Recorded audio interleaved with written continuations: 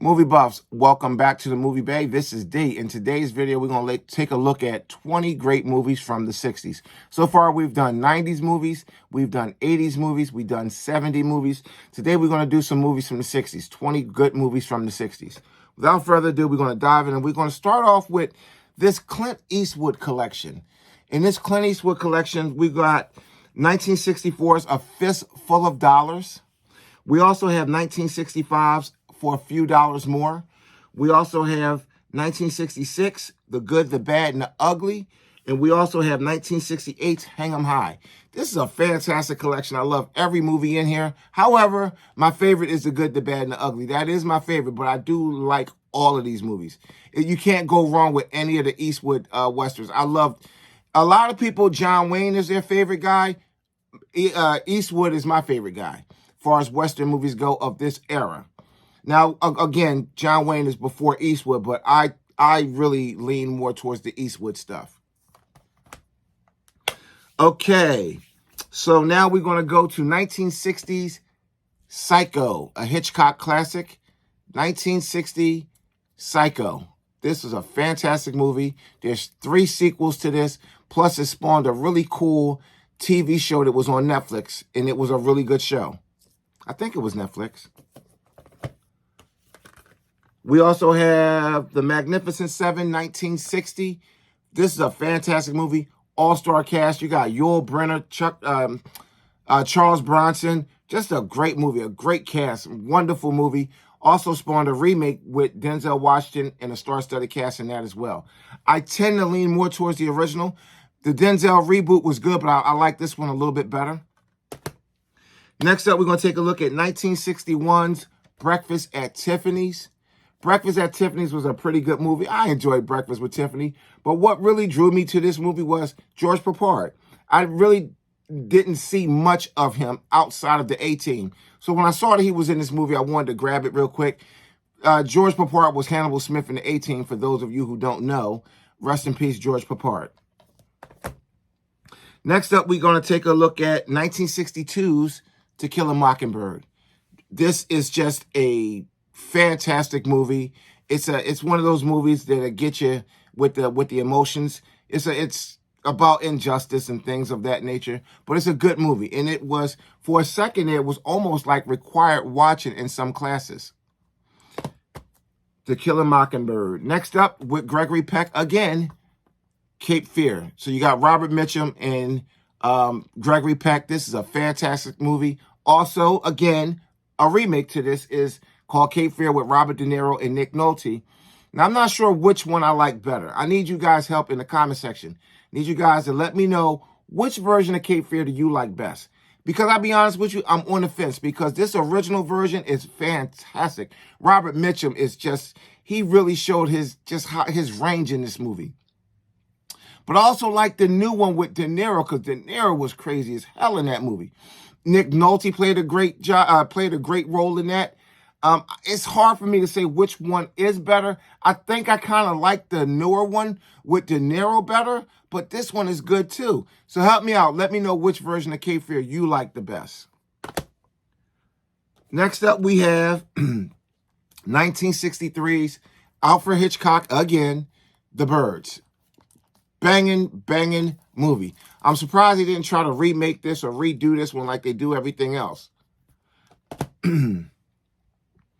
Next up, we're going to take a look at 1964's Goldfinger.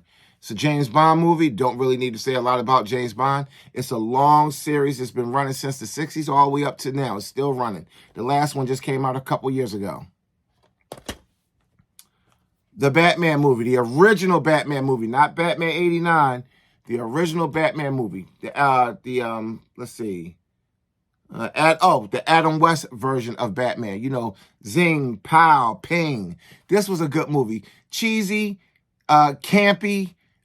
But for the 60s, that's exactly what you was going to get out of this type of show and movie. Campy, zingy, boppy. You're going to get all of that. You're not going to get like Batman 89. You're not going to get that type of performance. But again, Batman, the movie. This is a really fantastic movie. And this was our first Batman movie. Next up, this is a classic right here. And we're going to take a look at, let's see, I'm trying to get my year here. 1967's In the Heat of the Night. Can't say enough about this movie, the importance of this movie. You got Sidney Poitier, rest in peace. Rod Steiger, rest in peace. Rob Steiger did a fantastic job as Chief Gillespie. Of course, Sidney Poitier, Virgil Tibbs. This won a plethora of awards. The TV show that spawned from this called In the Heat of the Night ran, I think, maybe 6 or 7 seasons. You had Howard Rollins playing Virgil Tibbs, and you had Carol O'Connor playing Chief Gillespie. Fantastic TV show, really great TV show, and a great movie. Next up, we're going to take a look at 1968's Once Upon a Time in the West. This, to me, and I got a lot of Westerns. I'm not going to say I got a ton, but I got a lot. This is one of the best ones in my collection. I do believe this is one of the best Westerns made. I'm not sure what number it would be, but this is definitely one of the best out there. Fantastic Western, great cast, great story, just great acting for the time. A wonderful Western movie. Next up, we're going to take a look at 1968's Rosemary's Baby. Can't say enough about this movie. I'm trying not to catch the glare, guys. 1968, Rosemary's Baby. Fantastic movie. Very eerie.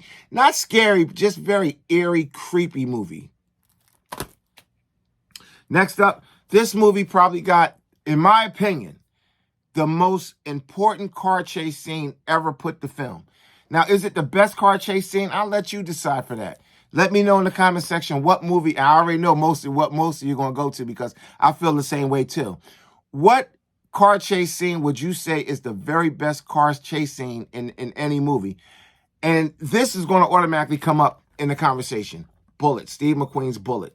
This is the first car chase scene that was done like on open streets, live, like they. I'm quite sure they closed off certain streets, but this was no green screens. This was before green screens and all that. This was done live, like camera cars, chase cars, all of that.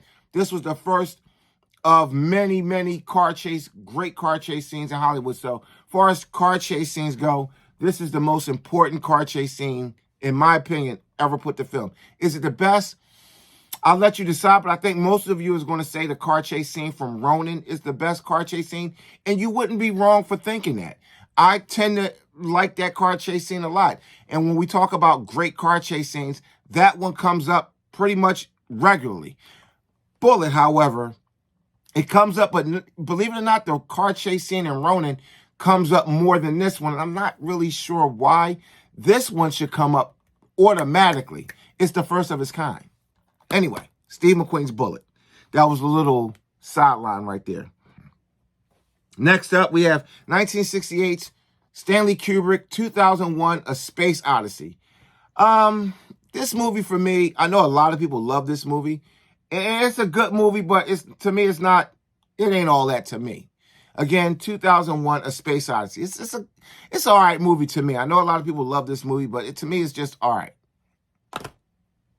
Next up, we got 1968's Planet of the Apes. 1968's Planet of the Apes. This is the Legacy Collection. This is all the original films.